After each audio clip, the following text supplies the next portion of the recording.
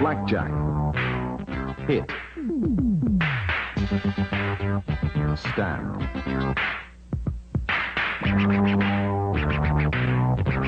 Split. Double down. Bust. Blackjack is the only game where a player can gain a mathematical advantage over the casino by expertly using proven systems of card counting. Card counting is not cheating, but the casinos do not allow it.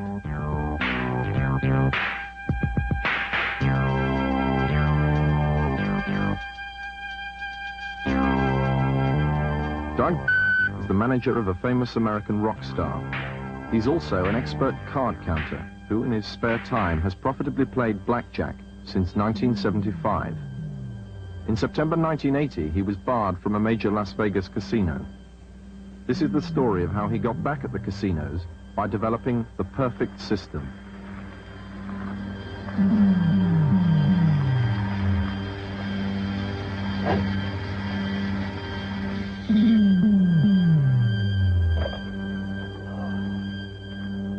In 1975, I picked up a book about card counting and basic strategy and learned that the game of blackjack could be beat.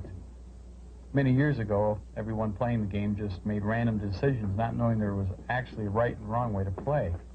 But in the early 60s, a professor from MIT by the name of Edward Thorpe decided to study the game a bit and run simulations of hands through millions of them on his computer, see if there was any rhyme or pattern to them. He came up with what is known today in blackjack land, you might say, as the basic strategy. And it's just by running thousands and millions of hands of certain situations, he could decide which was better to do, whether to hit, stand, split, or double on a particular hand. I'll give you a quick for instance. A simple hand like the 16 against the dealer's 10. Now, a lot of people just don't understand how to play this because it looks like it's a bad hand. It's the worst hand you can have. If you hit it with anything that's larger than a 5, you're going to lose. But if you don't hit it, chances are the dealer's going to have a better hand than you and beat you anyway. And it's definitely a bad hand, but you have to always assume that the dealer has a 10 underneath when you see a 10 up like this, because the large portion of the time they will. And more often than not, if you stand on that hand, he'll beat you. So you always want to hit it. That's just one example. By running all those different test hands, Thorpe came up with a right way and a wrong way to play every single possible hand that a player could have against the dealer's upcarded.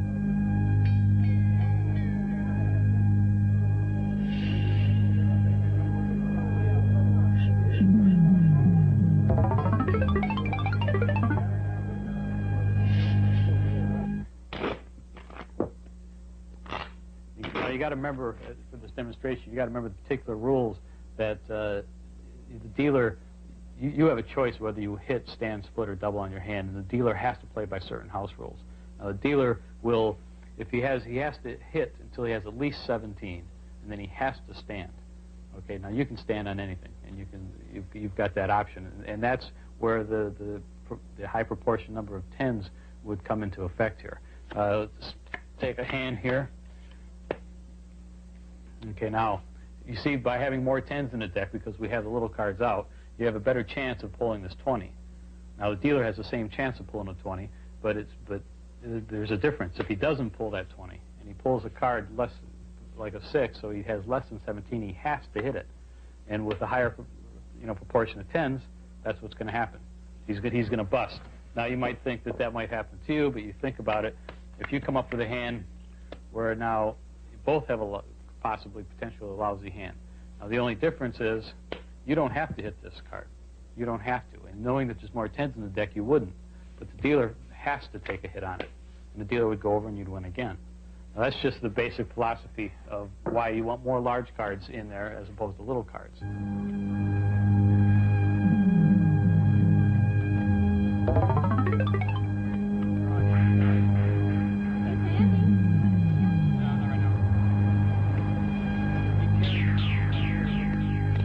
So after developing the basic strategy, he decided to get into it a little further, and what he would do is he would take, in a computer simulation, he would take all the 2s out of the deck and then play millions of hands using his basic strategy as the way to play. and just to see if the player won more often or not, according to if these twos were all of a sudden missing, and which would be the same thing as if the dealer had them in his discard pile. And he noticed a very slight difference. So then he would put them back in, take the threes out, and then put those in and take the fours out. And as he got near the fives, he started noticing just a large amount of difference, that the player was winning quite a bit more often. Thorpe discovered that there's a large effect on the player's chances of winning, and the more little cards came out of the deck, the more often the player would win. And so by having these out of the deck, what it does, it's giving you a higher proportionate number of tens and face cards in the deck, which is what causes the player to win more often. So a simple way, since it's very complicated mathematically, he devised a simple way of keeping track of that any player could use walking into a casino. And that would be by every time a little card comes out of the deck, it becomes, he would count to himself +1. Because now proportionately, there's one more 10 card in there than there are little cards. And so it would then be +2, +3, and he now has a slight advantage over, a fairly good advantage over winning the next hand over the house. But if a face card came out, that would be considered a minus card. So that +3 now becomes +2. Another -1 card would make it +1. Then this would make it +2, +3, +4, etc. Now the idea here is that when you're playing under these conditions, you will win more often. So when you have a plus count, you want to bet larger amounts of money.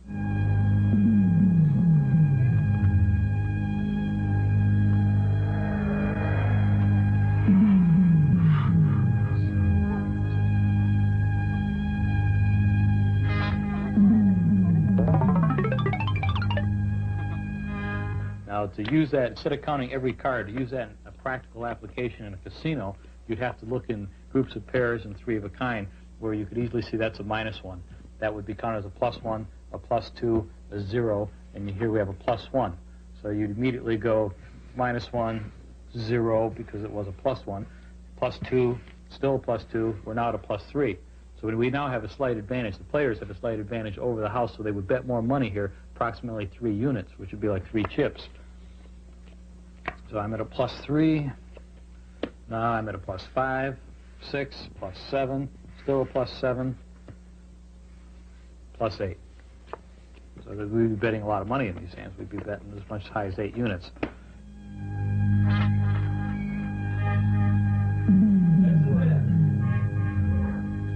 Gives you everything you need.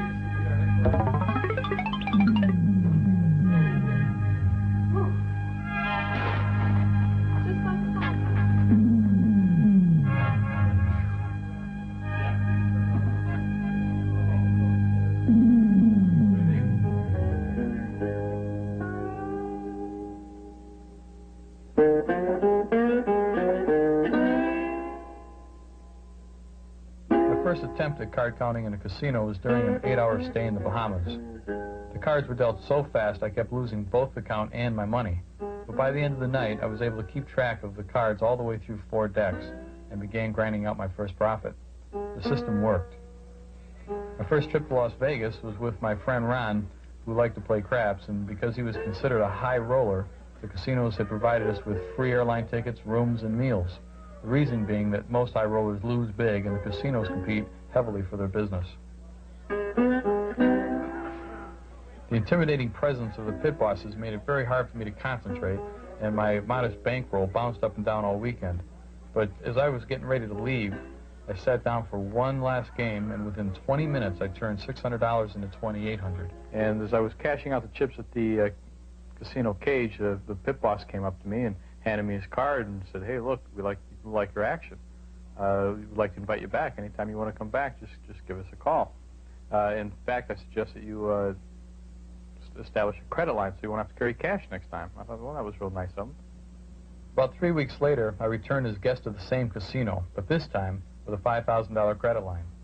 The casino host met me at the airport with a limo in the true high roller tradition. Later at the blackjack tables, I noticed that all the pit bosses were closely watching my action and keeping track of how much I was winning or losing. It didn't take long to realize that if I could sneak chips off the table and appear to be losing, I would probably be invited back often, and the casinos would keep offering to pay for all my expenses. But as a card counter, I knew I also had to make sure the pit bosses didn't see me keeping track of all the cards or notice me making large jumps in my bets, which are both requirements to work the system. Pit bosses look very closely at these things as an indication of card counting. One thing I've learned basically over the years is no matter how good of a card counter you are, card counting is only about 90% of it, or actually about 10% of it. 90% of it is your act. I mean, I had to quickly learn how to make a pass at the waitress, how to talk to the pit boss, act like I was drunk, and still see every card on the table and keep track of everything. And also know how much money I have in front of me. That's always real important, because even though you're trying not to act like you don't care about money, you got to keep track of it.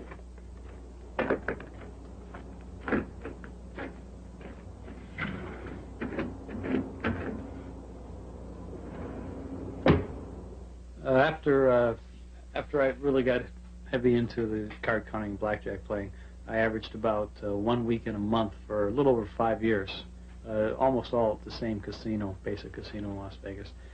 And during that time, I learned a lot more about the game, and as more players were getting better and being barred and turning authors, and the wider spread the interest was, the more scientific people were getting into it, mathematicians from universities and things, and I've compiled virtually a complete library on just about every piece of good material that's been published on the game.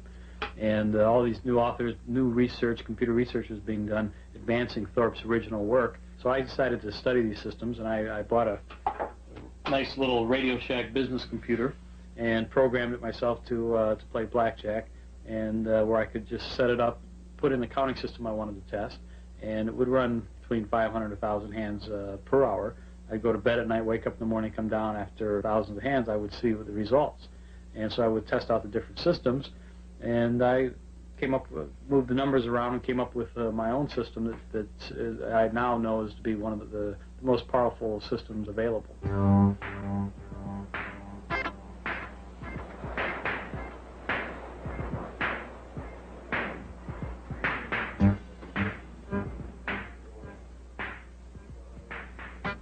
After frequenting this hotel for over 5 years as a guest of the casino, Doug flew out to Las Vegas to join some friends one Friday in September 1980.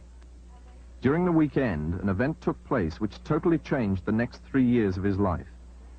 Friday night, I went in, played only for 1 hour, and picked up a little over $700.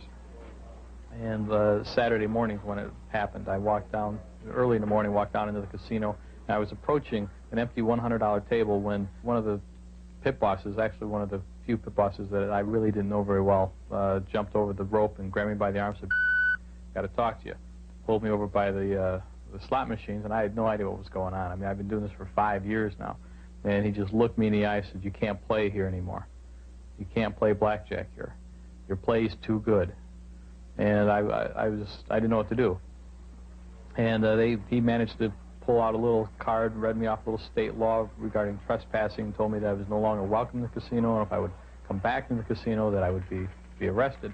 I tried to explain to him I've been losing for years, and he said, "Look," he said, "we've had, since your last trip, which was only a couple weeks earlier," he said, "we've had no fewer than 3 of our top pit bosses watching your every move.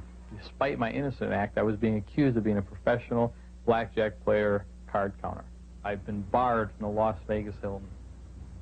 I just couldn't believe that a casino would stop a skilled player from playing when they don't do that to a poor player. I see lots of people in there have no idea what to do, and a casino never walks up to them and says, "Oh, excuse me, sir, don't split those tens. That's a dumb move. You're going to lose your money. You can't play here anymore. You're losing too much." They never do that. But the first time a guy comes in and can sit down and play halfway decent and have a chance at possibly winning some money occasionally, they throw the guy out. That seems totally unfair. That a casino that reports over $80 million a year in profits can kick some guy out who's out just trying to win a few measly dollars. The casinos have the power to legally ban anyone they consider undesirable. Get that key there, Scott. Let's give this thing a shot here. A little juice.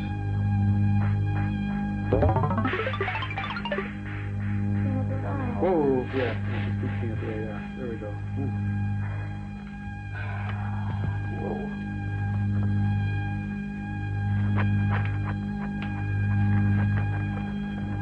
Fred needs Scott.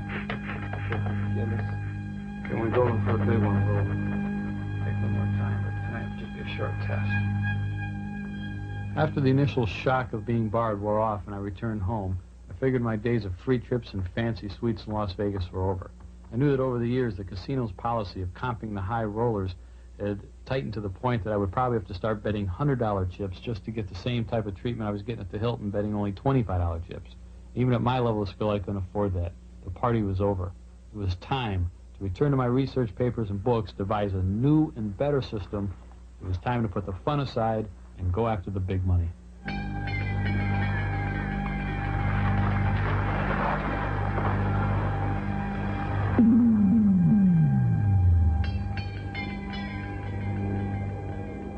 Okay, so utilizing my library and all the information I've gathered over the years about the game, the math behind the game, the scientific papers I've dug up, I designed a system that could literally beat the game of blackjack mathematically, not like a counting system, but the actual math that Thorpe's original figures, and plugged that into my Radio Shack computer and designed a system that would beat the game with as high as a 7% edge over the house under ideal conditions, which you've got to remember, I mentioned earlier that the best card counter in the world can only squeak out 2.5% under those same conditions. So now we're dealing with something that could go as high as 7%. And the challenge at that point was to, like I mentioned earlier, about bringing the MIT computer into the casino. Now, years ago, that would have been impossible. That computer is probably the size of this house. But using today's technology, I thought it might be possible. As I got deeper into this project, I realized the complexity of the programming and the intricacies of the hardware would require me to enlist some outside help. So I contacted a neighbor who worked with the head of the computer science research department at a local university. This is the campus all around here. Mark looked over the basis of my program and the parameters of my hardware needs and told me that with today's technology, it could be done. So I explained to Mark that the real challenge was to take that immense program that we've programmed and designed and try to fit into a small enough package that we could literally take it into the casino, interact with it while we're at the blackjack table and play blackjack without anybody in the casino knowing it, none of the bosses or security. And he agreed to build it based on my specifications, and this is what we came up with. What we have here is I designed a very unique hexadecimal 4-switch input that would allow us the speed and the accuracy necessary to input the value of every card that comes off the deck.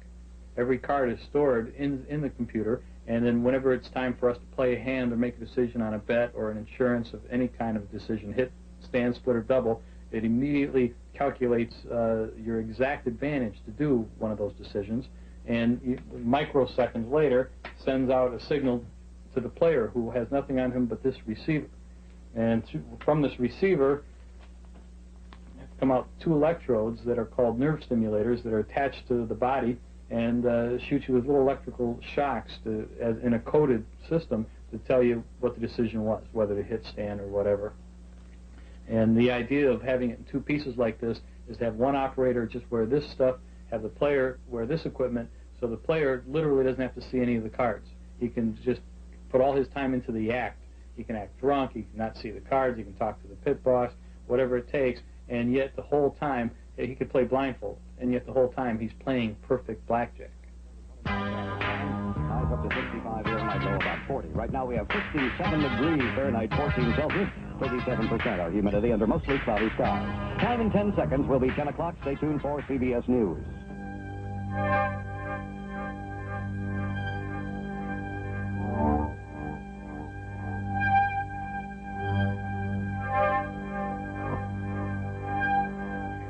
Disaster. All I say is like the honeymoon is over, and that means just turn toward the door and walk out. Okay, let's go. Okay, now if anything mild happens, or you just want to something. There was only one little problem remaining. That was I had to figure out a way that I could walk into a casino, buy into a $100 minimum table with $10,000 in cash, jump my bets from $100 to $2,000 per hand, while at the same time have someone standing right behind me with his right hand in his pocket operating the computer while watching every single card that was played, and do all this without arousing suspicion of the pit bosses. something that could pass close inspection, and something to put everybody in the casino at ease and off guard. Some problem. It finally came to me. We needed a wedding. Okay, as everybody knows, last night was very successful.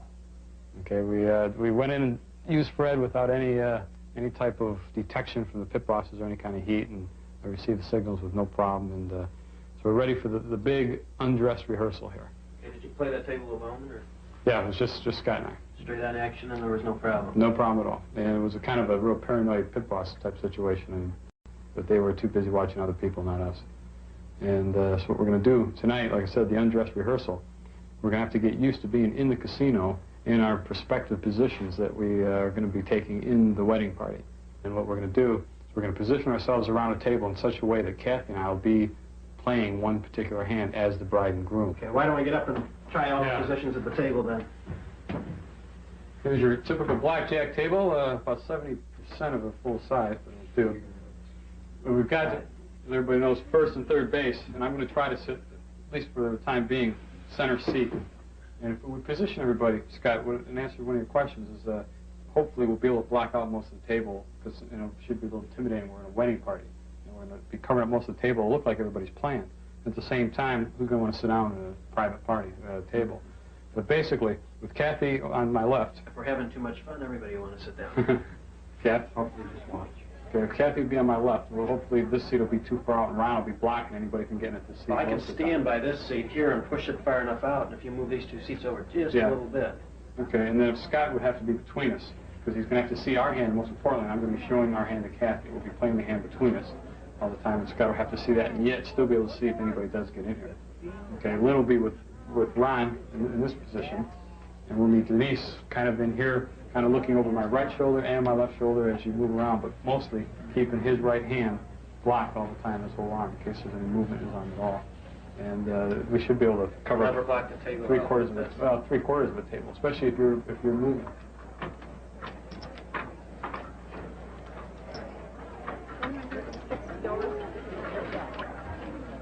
Even for the two belts. Get your, I guess I won't go into the essence.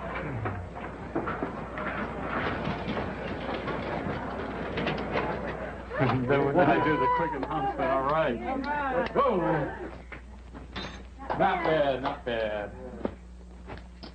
Did you see the key was in there? No, that was your job. I mean, because I didn't have to pay attention, that's why I could, put on my act and still count all the cards. I think the act was good. But the good news, what I cashed in was $575, because I had a mark on. I didn't want to have to buy it back. But the good news is we got another $825 that I raked off the table. All right. So a $400 profit in 30 minutes. It's not too bad. It's That's great. almost what I get paid at work. That's real close. That's close, huh? Not bad. I felt real comfortable. I thought everybody did. To tell us it was time to go, because we had about 5 people watching us. We had 2 behind us. One had the security badge on. You had 2 pit bosses, and then you had another one that was walking back and forth. And the only reason I kept looking at the one security guard, they finally split about the 3rd time I looked at them, but then they split up and kept going. Mm-hmm. Did anybody else? I was called to the bathroom. Well, I don't blame They them. followed. Yeah, I followed you. Yeah. But it was a good act. Maybe it was just the act was too perfect. Maybe everybody's just, something's going on here. They don't look like they know what they're doing, but they're winning.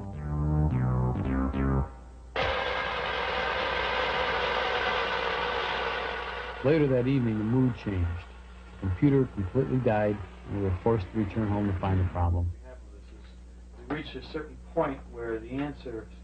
Mark and I had to completely tear everything apart, and it took us 18 hours before we concluded the worst. The problem was in the software. We had to pull the program off the memory chips and load it back into my home computer to check the logic. We eventually found that a software error had caused the program to crash, destroying a whole section of data, rendering Fred inoperable. Then really we're going to have to rewrite the whole program. Okay, well, look at this routine, the betting routine, for instance. All right, there would be another way to do this. Another 23 hours later, we managed to reconstruct the data and nullify the bug in the program to make sure it never happened again.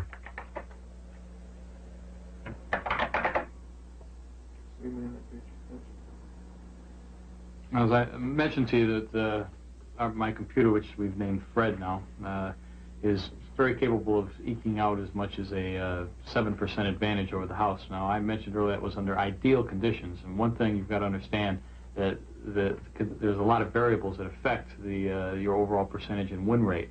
And with all the information that we've been armed with putting together, Fred, I've also been able to put together formulas similar to this formula here that can actually determine what our advantage might be or what we might expect to win or lose or make in an hour at a particular table. So as I'm planning out the wedding that we've been discussing about doing, I have to kind of figure out what we stand to make and how much money we could possibly lose, so I could go in armed with a bankroll that would give me a 99% chance of not losing it, period. Because it gets very complicated. So I've taken this formula and programmed it into my computer here.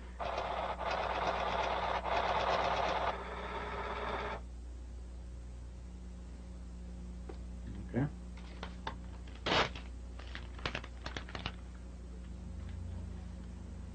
What this gives us is it starts off with the variables that we've actually plugged in, like the $100 chips, the spread of 20. Now, the larger the spread, the more it'll affect the positive fluctuations, give you a larger advantage. We've set it up for 4 decks, and this means that it'll deal out 85% of the deck of this table, and that means it literally deal out 85% of the cards before they reshuffle. We've set up that there would be 3 extra players at the table. The C stands for computer count, which means that it's not really counting cards, but it would be playing perfect. That would be a playing efficiency of 1 and a betting correlation of 1. And then the rule variation for Caesars particularly is just that number there. Now, it runs through this particular formula up here and brings us down to an advantage. Now, in this particular situation, the advantage will only be 3.38%, which can range anywhere from 0 to 7% again. Win rate per hour, based on the $100 chips under these conditions, would be approximately $902 per hour. Now, in a matter of 2 hours, using this, again, the national standard formula for deviation, 6 to 8% of the time will be between a negative 28.62 and a positive 64.70. So we could 6 to 8% of the time we could still be down a little bit. 95% of the time will be between a negative 75.29 and a positive $11,137. Now 99% of the time, which means your percent of ruin, we could sink down as far as $12,195, but at the same time we could be up just as easy, up 15,803. But you have got to be prepared to sink down the 12,000. You do have to be prepared. So under this particular table condition, I would be ready to walk into the casino. I would walk in there with approximately $13,000, knowing that 99% of the time I could never hit that low with this particular advantage. And after 2 hours, that would give us a win of $1,800. Now you've got to understand this. You can't take Fred into the casino and make $1 million. You are working off a small percentage, and in a short run, the variations could kill you if you didn't have this kind of information and you weren't prepared for a negative fluctuation to sink down that far.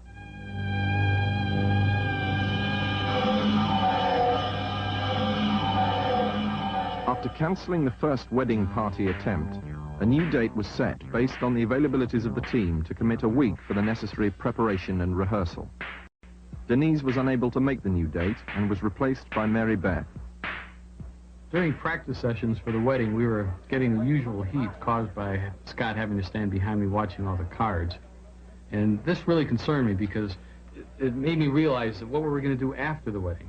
I mean, we would have to find some kind of new approach for using Fred, since we couldn't obviously run around town pretending to get married every night. And I went to bed thinking about it that evening, and I woke up with a perfect scam in mind, which was later dubbed the Kansas Caper, due to Ron's performance and the way he dressed. But what we would do is this. Ron and Linda and Scott and Denise, looking like tourists from Kansas, would walk up to a $25 table. Ron would buy in with a couple $100 and start playing just with using his basic strategy, but only betting 1 chip at a time, as if his entire life savings was riding on every single hand, while the other 3 would just cheer him on.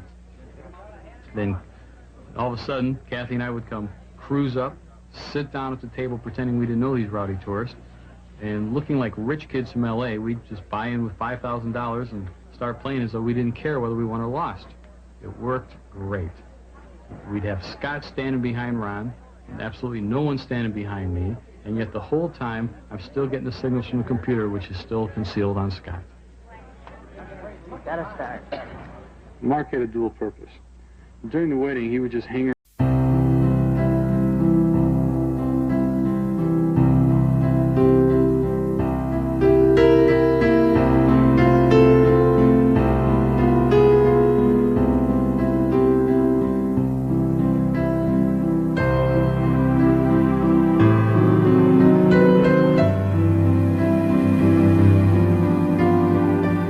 Casinos as if he was a tourist just playing slot machines, but all along keeping an attentive eye on our party. That way, at the first sign of trouble, he was instructed to return to the condo and inform our attorney that we'd been apprehended, in which case our attorney would spring into action and immediately contact the appropriate law enforcement authorities and news media. I split fours. $400 bet out there. I split fours against the 6. You did? Yes. Why, you dummy? $400 bet, and I put 400 on each What happened? four. I got one good hand and one bad hand with the dealer busted. In fact, Scott probably remembers that. Remember when I had the pair of fours? I remember The it. time I split them. We never, ever split fours. And I'm getting a signal. I'm thinking, I should double down on this. I was thinking, dash, dash. No, that's a split. It must mean double down. This isn't Caesar's Palace. Dash, dash. Should I double down on this? What do you think? Dash, dash. Yeah, that's right. I'm not going to believe this. Split them. Okay. And then Cooney went, huh? He's got $1,000 bet, but everybody won. She busted. That's right. He busted. When did we get in there? About 12:30? 1:45? 22, that's 22? 20 to 2? That's right. So figure almost 2 before we played. It's 1:40 3:30. left Not at even 2 hours. 3:15. Not even 2 hours? We did 150%. You used the same battery pack. And they never... We start out with $2,000. Not all playing time. No, I realize that. We start out with $2,000, bought back the marker, and end up with 3,000. And oh wait, I won 15 of this at the crap table on the way out. So that goes over here in your pocket. And other than that, we did 3,042, $5 change, $47. Oh yeah, that's right. And then, Don't forget...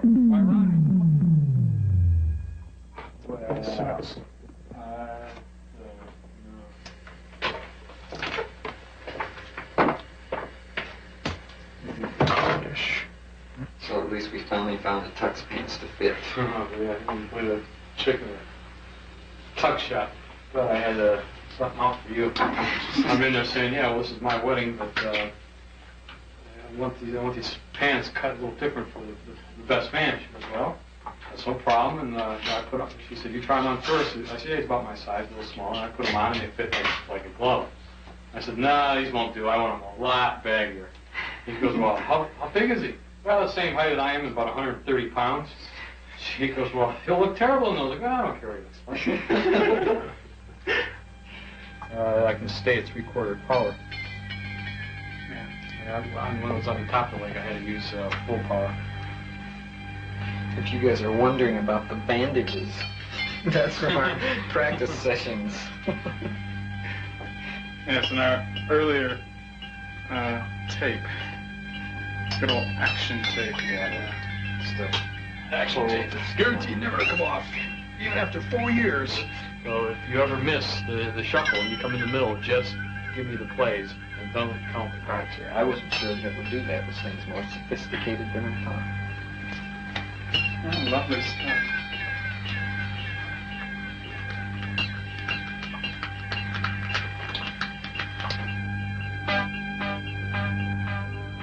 First place, set up for 6 decks, and they'll double down after splits. 3 down, 4 down. I say.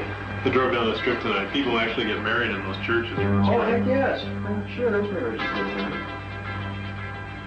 Which ways? I don't know, just put around or no.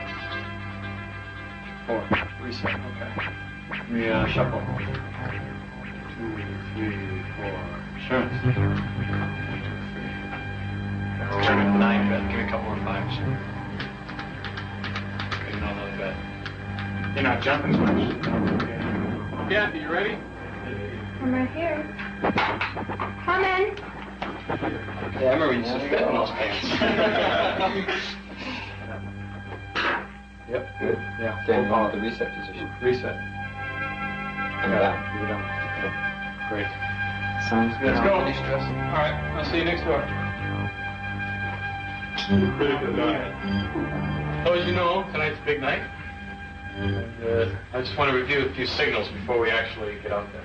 A couple things. If we have problems, once we get to Caesar's Palace, all right, we go through the normal routine of reboot, check everything, change batteries, whatever. And if we still have a problem, you get the signal from me, don't do anything, don't leave. What I'm going to do is I'm going to excuse myself, go to the bathroom, and then I will change batteries, and then I'll come back. And that'll be the last thing we do. And if I still don't get a signal, then we leave. I just announce that we'll leave, and we leave. Simple as that. And then the signals now. Remember, one time across the watch means I stop getting the signal. If I wipe the face of the watch, all right? And that's immediately you reboot. Oh, it's garbled. Yeah, but something wrong. Okay. So you reboot. Reboot. Okay, and then if everything's fine, the old twitch of the thumb signal again that you gave me a shuffle, and we wait till the next shoot before you start counting again. Other than that, if we use the word wipe, still, now that we're man and wife, it still means there's a lot of heat. Let's just slowly, gradually get out of here as quick as possible. Leave the car. Take a cab. And then the final word, which I don't think anybody should say except Ron or I, the honeymoon's over. That means that it's completely 100% we are being busted, or about to be busted. Okay, and you know, everybody knows Jack. Jack is going to give us a few tips on the legal ramifications of what we're doing. Counselor. Well, hopefully the only legal ramifications are going to be the income tax consequences from all the money you're going to make, right? Yeah. Okay. But seriously, I've spent time researching this, researching the Nevada law. I even had conversations with a guy from the Nevada Gaming Control Board Enforcement Division. I've got some notes here from having talked with him. And the computer is simply not a cheating device. If it were a cheating device, you'd have a violation of the law. Now, that doesn't mean that they're going to be real happy if you are discovered. Okay, I think you all know that. The general rule in any situation when you're apprehended in a criminal case is not to say anything. You know, tell them your name, be polite, be courteous, but don't tell them anything. You don't have to tell them anything. You have a right to remain silent. Now, you're going to be a little nervous, and I suspect that they are very intimidating when they want to be. And if you do, for some reason, get arrested, they call in the police and you are arrested. Hopefully, our spotter, Mark, will have tipped me off, and I can make arrangements to get you out on bail. If they do search us and they find tape recording equipment or Fred on us, do they have the right to take it away? Can we ask for a receipt saying that's my property, I want it? Good point. I would resist verbally anything they want to do. In fact, once you're apprehended or detained or whatever, I would make it clear to them in a very pleasant manner, hey, we want to leave. Let them know that you're being held there against your will. Okay, now everybody's got the signals. Got it. Everybody's got the phone numbers. Everybody's got the marriage information. And we'll go in the MGM first, and we'll be returning here after that. Is everybody ready? Okay, let's have a good wedding. Let's go. Oh, which is luck. Hold down the fort.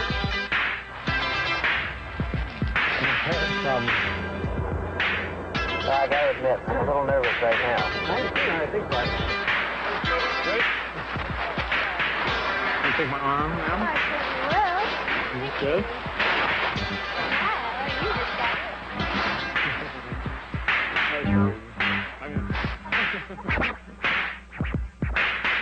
Photography is not allowed in the casinos, so all filming and tape recording had to be conducted secretly. Oh, this place is real lively. Huh?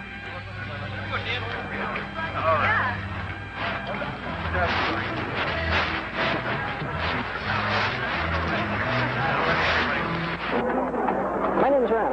My name's Bert. All right. Bert? Pleasure.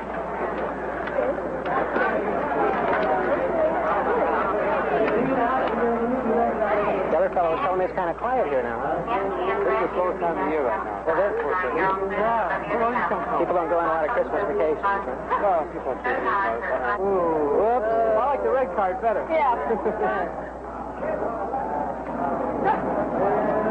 Whoa. Look at all these aces. Look at all those 21s. I wonder I only have one black. Yeah. Yeah, they were all waiting at the bottom for you.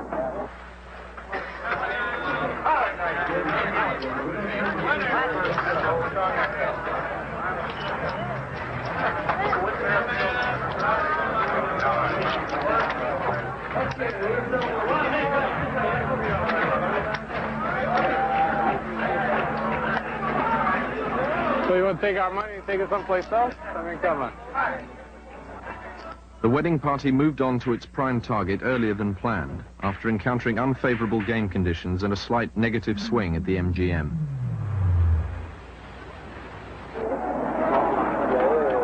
As long as they say the word 20. Here he is holding a big banner.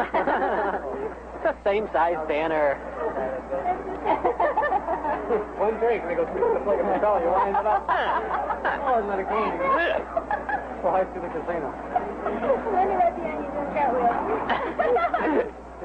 We got to hold her down. I'm stepping on her foot so she doesn't do it. Two. Well, there's two $50 bets. Oh. And I'm boring. What do you want to do? How much fun, honey? What do you want Now to she's do? getting smart when you ask. Now you want to Look at stand. me, huh? Should have hit it. Should have hit it. No, it would have still put you over. You would have had 22. Well, that's right. Didn't make a difference. Didn't matter. Didn't matter. Oh, I feel better now. I feel better Pick it now. up for you. That's good. Good. Good. Over. Good. Good job.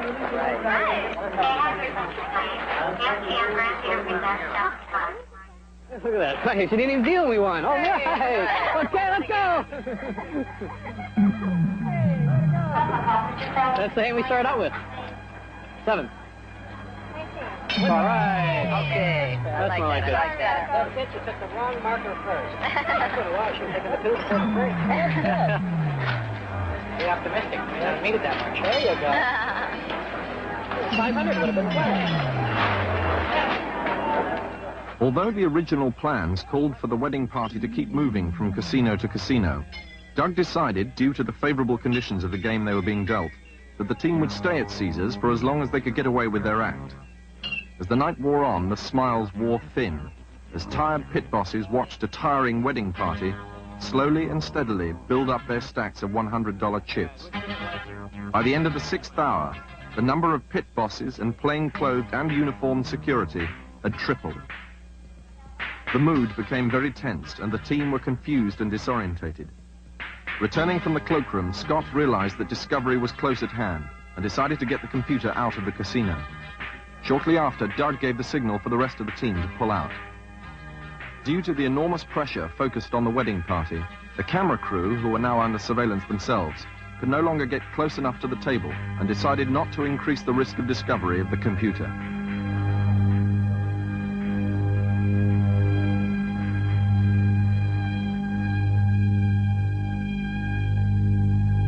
When did you first notice something wrong? I noticed something was wrong after the first 30 minutes we were there, and that guy with the white pants and the blue shirt and never leave. It was like he would just stay there and stay there, and every time I looked up, he was looking at me. I caught eye contact with him all the time. Just you know, every time I looked up, the guy was eye contact with me. And he was nervous, from the very beginning? nervous, very beginning. And when he was still there 4 hours later, and then I realized that they were security guards. After I noticed the gun, I realized they were pointing Scott out. It just got too weird. Everything I've ever read about any of those situations, it's always like all of a sudden you look around and there's nobody, no security guards, no pit bosses, and that's when you're in trouble. And that's what it started to look like to me. This is the calmest before the storm. Yeah, exactly. And even though everybody was given a lot of pressure, there was a couple of the pit bosses that actually worked my pit that might have held everybody off too, because they watched me play. They watched me hit hard 17 in the last. You missed that. 3 or 4 hands before the very end, the guy Scott saying, "Well, you better pay attention. You're not playing very well." And the guy who had his hand on the back of my chair standing next to me, I looked up and said, "Hey, how am I doing?" He says, "Looks like you're making all the right decisions to me." And what did I have up? I had a hard 17, and I hit it. Remember that? You got a 2. The big question: how much did you win? To tell you the truth, I was so tired I have no idea. I sent, was it 2 or 3 times, Ron, I sent you up to the cashier's cage. I'm telling it. You still have some chips, though. Yeah. Took whatever we had off the table to get out of there quick, and you weren't even back. I was taking up. No, that's why I asked you if it was safe for me to even leave at that 3 or 4 nice build-ups, only 1 major setback. 1, 2, 3, 4, 5, 6, 65, 50, 6,550. Well, the wedding party was a success, and you weren't caught. So what next? Well, we've got some other plans to follow up to utilize. I told you last night I have Plan B I had before I had Plan A. And it's a simple, very effective plan to get away with our type of operation.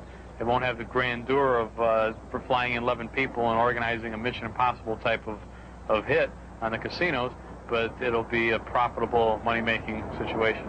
And we'll utilize Fred at its fullest.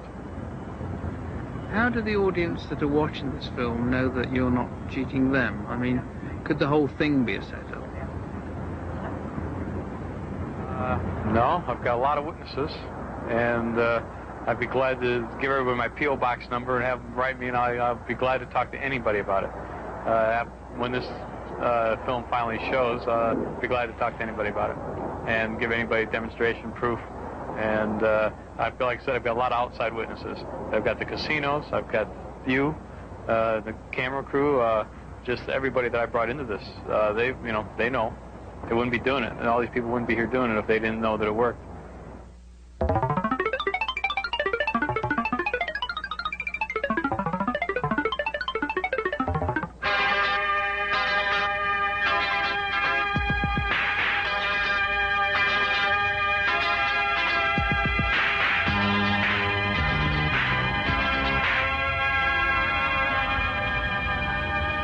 Well, after about a year and a half of constantly winning, we started to get more and more heat from the casinos. And it finally came to a head in about June when just one weekend we were almost caught at the Sands Casino in Vegas and on a Friday night. On Saturday, we were followed from casino to casino all over town by a couple of what looked like plainclothes agents.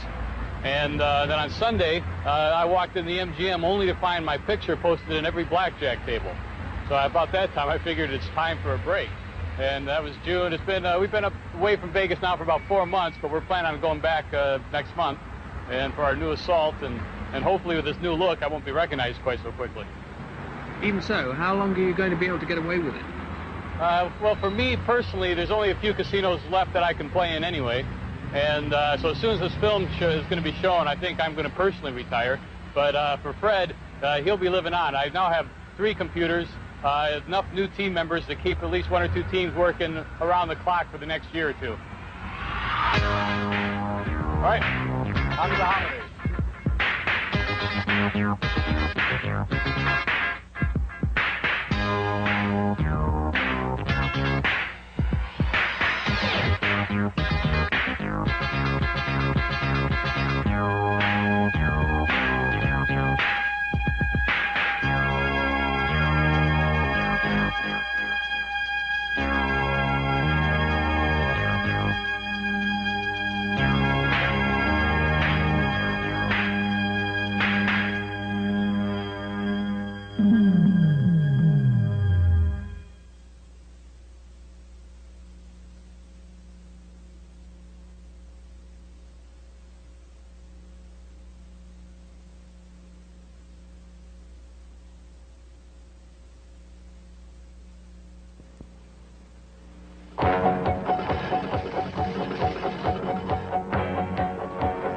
Beating the odds consistently. It's every gambler's dream.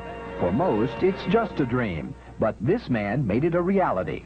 For more than 2 years, he beat the house with the help of electronic equipment hidden in his underwear.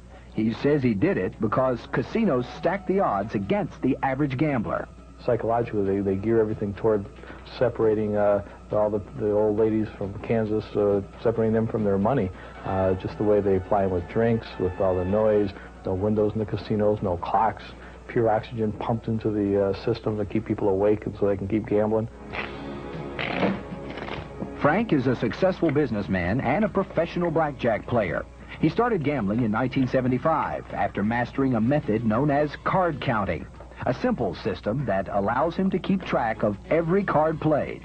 Card counting identifies when the player has the advantage, and by recognizing that advantage when it is, you can bet more money and you win more often with the larger bets that way. Card counting is not illegal, but casinos have the right to ban card counters from their property. That's what happened to Frank after pit bosses spotted him winning consistently. And I learned right away that the trick isn't how good of a card counter you are, it's the interaction, the game with the casino. It's how getting the money off the tables and out of the casino and not letting them know that you're winning all the time. But just how do you count cards without being noticed? Frank developed a computer program that could play mathematically perfect blackjack. All he needed was a computer small enough to sneak into a casino. Then he could even the score. I was quite upset with the casinos at the time. And so I decided to go for the throat. Frank spent 2 years and $50,000 to develop a miniature computer. Here's how it worked. The computer was taped to the body of an accomplice, while Frank wore a receiver under his clothes. Once inside the casino, the accomplice stood behind Frank, watching every card he played and entering the information into a keyboard inside his pocket. In seconds, the computer sent electric impulses to Frank's body, telling him in Morse code how to bet. The first brief test of the device was an overwhelming success. $3,042, $5 change, $47. Encouraged by his success, Frank planned a major sting of Las Vegas casinos, a sting that was documented on film by the BBC. And what we're going to do is we're going to position ourselves around a table in such a way that Kathy and I will be playing one particular hand as the bride and groom. With the help of several friends, Frank assembled a mock wedding party that could surround a blackjack table and help to draw attention away from the person carrying the computer. After several rehearsals, the group was ready for their premiere performance. Dressed for their parts, the group gathered around a blackjack table, and it quickly became apparent that this was no ordinary wedding party. Look at all these aces! Look at all those 21s! In less than 20 minutes, Frank had won more than $6,000, and his table was quickly surrounded by pit bosses and security guards. They watched with amazement as Frank, who appeared not to be counting cards, won repeatedly. They could see us grinding it out of them. They knew something was wrong. I mean, it wasn't within the odds, and I thought they were going to arrest us right on the spot. As the pressure mounted, Frank gave the signal for the group to leave. It wasn't until later that they realized how much they'd won. 1, 2, 3, 4, 5. Frank's winnings for the night, $18,200 in chips and cash. Over the next 2 years, he won much more than that, until the BBC finally aired this footage in London. Casinos immediately outlawed computerized devices on their property. Frank no longer uses the device and has been banned from major casinos. Last time I won the MGM, I went around and saw my picture at every blackjack table, and I decided, no, I better not play there anymore. So I haven't been back there since. Retired from gambling, Frank has fond memories of the sting. He says winning the money wasn't as important as the satisfaction of beating the casinos at their own game. And we feel like we're striking a blow for all the little people that go there and lose their vacation savings. And Nabisco double stuff Stopped by a man who lives right here in Metro Detroit. In my series, Michigan Gamblers Living for Luck, we hear the story tonight of a man who has beaten the casinos at their own game and beaten them badly.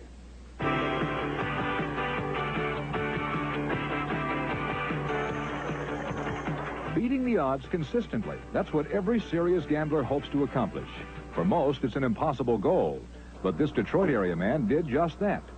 Using high technology, he found a way to legally beat casinos at their own game. On weekends, I'd like to go to Las Vegas. I've been there over 120 times. I've had 3 losing weekends out of those 120 sometimes. Frank is a successful businessman who also considers himself a professional blackjack player. He started gambling in 1975 after mastering a method known as card counting, a simple system that allows him to mentally keep track of every card played. It greatly increased his chances of beating the house. Blackjack is the only casino game that mathematically can be beat. Card counting is not illegal, but casinos have the right to ban card counters from their property. That's exactly what happened to Frank after pit bosses spotted him winning consistently. Frank returned to his suburban Detroit home determined to find another way to beat the casinos at their own game legally. After working more than a year with an engineer, he developed a miniature computer that could not only count cards, it played perfect mathematical blackjack. Gives you about a 3.5 times a bigger advantage than the best card counter in the world can do in his head. Armed with his new invention, Frank planned a sting of the major Las Vegas casinos. That sting was documented over the last 3 years by the BBC. This is the first time Frank has told his story publicly here in the United States. Here's how it worked. This miniature computer was taped to the body of an accomplice, while Frank wore a receiver under his clothes. Once inside the casino, the accomplice would stand behind Frank, watching every card that was dealt, entering the information into a keyboard inside his pocket. In a matter of seconds, the computer would send electrical impulses to Frank's body, telling him in Morse code how to bet. The pit bosses would get very suspicious and watch me, but then I could turn around and talk to one of them and not see half the cards on the table that round, turn back and make my bet. It was because somebody else was looking at all the cards for me. After testing the device, Frank pulled off the sting with the help of several friends. Posing as a wedding party, they managed to surround a blackjack table and successfully distracted the casino pit bosses. In 20 minutes, I was up about $6,000, $7,000. By the end of the night, Frank had won $18,200. Over the course of the next 3 years, he won much more until the BBC aired this footage in London. Casinos immediately outlawed the use of computerized devices on their property. Since it is now illegal, Frank no longer uses the device. He's gone back to simple card counting. A bit wealthier, with the satisfaction of knowing that he has managed to beat the odds. The money is just a method of keeping score. Making the money is nice, but actually going in there and pulling off what we did was 10 times more.